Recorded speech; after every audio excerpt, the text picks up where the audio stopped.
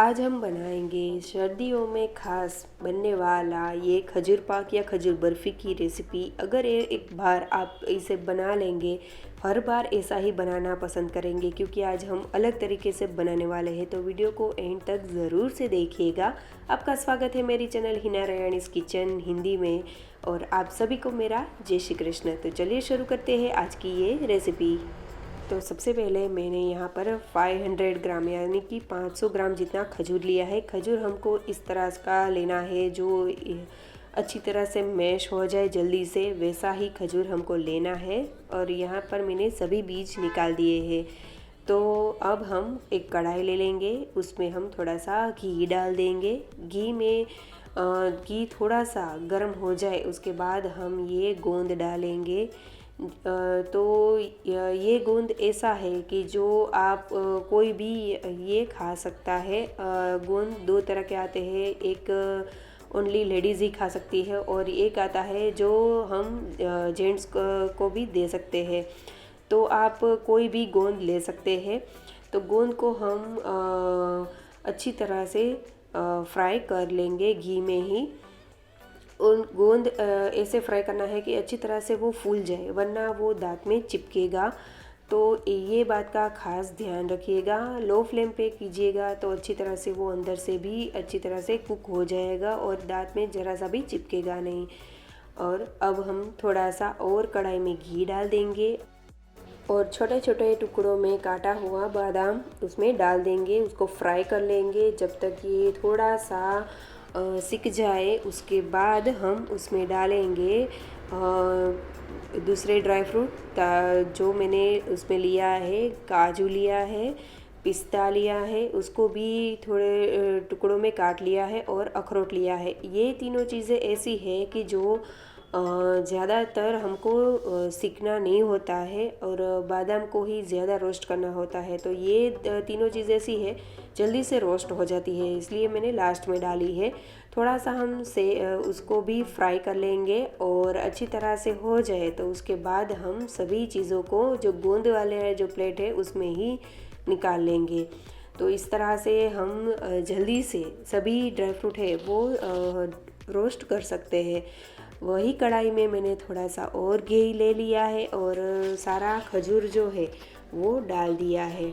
तो ऐसा वाला जो खजूर आता है वो जल्दी से मैश भी हो जाता है और खाने में भी अच्छा रहता है और ज़्यादा कुकिंग भी नहीं करनी होती है। जल्दी से ये गर्म होते ही थोड़ी ही देर में मैश होने लगता है, इसलिए हमको ज़्यादा देर तक चलाना भी नहीं पड़ेगा और अच्छी तरह से हो भी जाएगा।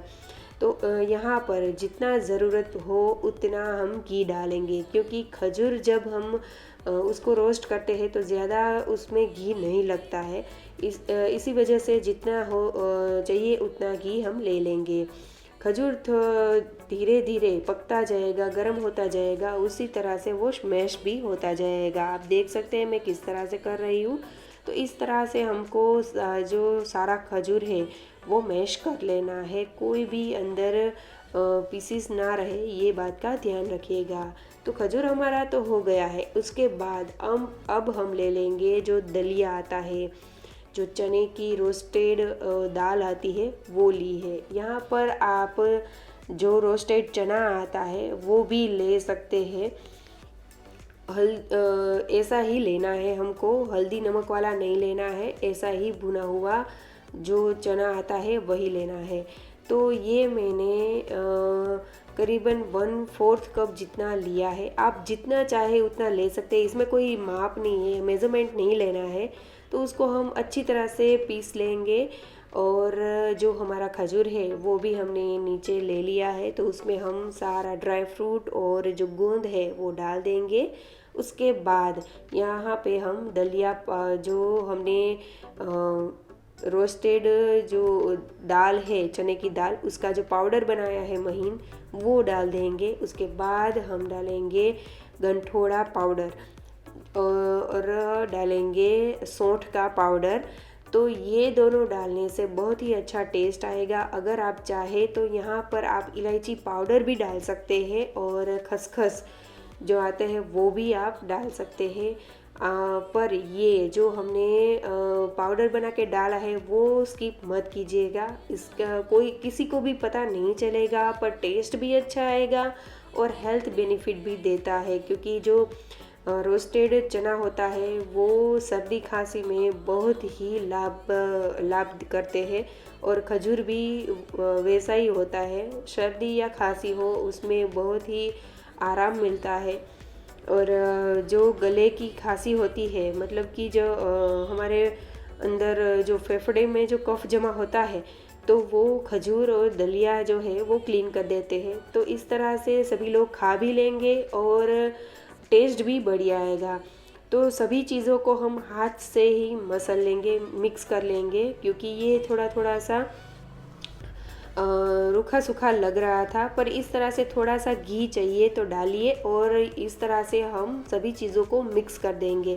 अच्छी तरह से मिक्स हो जाएगा, ऐसा भी नहीं होगा कि कोई भी चीज़ निकल रही है या कुछ भी सेट नहीं हो रहा है, ऐसा भी नहीं होगा। तो हम पूरा का जो पूरा मिक्सचर है उसमें से 2 पार्ट में डिवाइड कर लेंगे। एक पार्ट मैंने प्लेट में अच्छी तरह से स्प्रेड कर दिया है, उसके ऊपर मैंने डेसिकेटेड कोकोनट स्प्रेड किया है। आप चाहे तो जो हमने मिक्सचर बनाया है, रेडी किया है, उसमें ही ये डेसिकेटेड कोकोनट डाल सकते हैं, पर इससे दिखने में बहुत अच्छा लगेगा। तो आप देख सकते हैं मैं किस तरह से कर रही हूँ, थोड़ा सा ऊपर से प्रेस भी कर देंगे तो अच्छी तरह से वो सेट भी हो जाएगा। तो आप देख सकते हैं हमने किस तरह से बना लिया है। और जो बाकी जो हमने रखा था मिक्सचर, उसमें से हम आप देख सकते हैं मैं क्या कर रही हूँ, बोल बना लेंगे। बोल या कोई भी शेप, आप सिलेंडर शेप भी बना सकते हैं, इसको जो आपको पसंद है वो शेप बनाकर रख सकते हैं। तो मैंने इस तरह से सभी के बोल्स बना लिए हैं और जो डेसिकेटेड कोकोनट है वो एक बाउल में ले लिया है। और इस तरह से हम घुमाएंगे ना तो अच्छी तरह से कोट भी हो जाएगा, हाथ भी खराब नहीं होंगे और लग भी जाएगा, निकलेगा नहीं डेसिकेटेड कोकोनट जो हमारा बोल है उसके ऊपर से। तो इस तरह से हम बोल रेडी कर लेंगे सारी। उसके ऊपर आप जो पिस्ता होता है उसकी कतरन भी स्प्रेड कर सकते हैं या चिपका सकते हैं। इसके ऊपर जो हम स्क्वायर पीसेस बना रहे हैं उसके ऊपर भी आप पिस्ता लगा सकते हैं, देखने में भी अच्छा लगेगा और हेल्थ वाइज भी अच्छा होता है। तो इस तरह से हम स्क्वायर में कट कर लेंगे जो हमने प्लेट में डाला था और अब हम उसको सर्व कर लेंगे। ये जो हमने रोस्टेड चने दाल का जो मिक्सचर ऐड किया है, किसी को पता भी नहीं चलेगा, हेल्थ बेनिफिट भी देगा, अच्छा भी लगेगा। बच्चे अक्सर ऐसा नहीं खाते हैं, तो वो इस तरह से आप खिलाएंगे तो वो ज़रूर खा लेंगे। और आप देख सकते हैं कितना अच्छा हमारा खजूर पाक बन के रेडी हो गया है। बच्चों को एक जो पीस होता है वो देंगे ना तो भी इतना हेल्दी रहेगा। तो अक्सर हम सर्दियों में खजूर वाला दूध खाते हैं, खजूर पाक बनाते हैं, पर ये डिफरेंट स्टाइल का है। तो ज़रूर से ये रेसिपी को बनाइएगा, सभी लोगों को खिलाइएगा और तंदुरुस्त सभी को बनाइएगा। तो अगर आपको मेरी रेसिपी अच्छी लगी हो तो लाइक, शेयर और सब्सक्राइब कीजिएगा। और मेरी रेसिपीज़ आपको अच्छी लगे तो सब्सक्राइब करना मत भूलिएगा। बाजू में दी गई घंटी ज़रूर दबाइएगा ताकि नोटिफिकेशन आपको सबसे पहले मिले। Thank you for watching.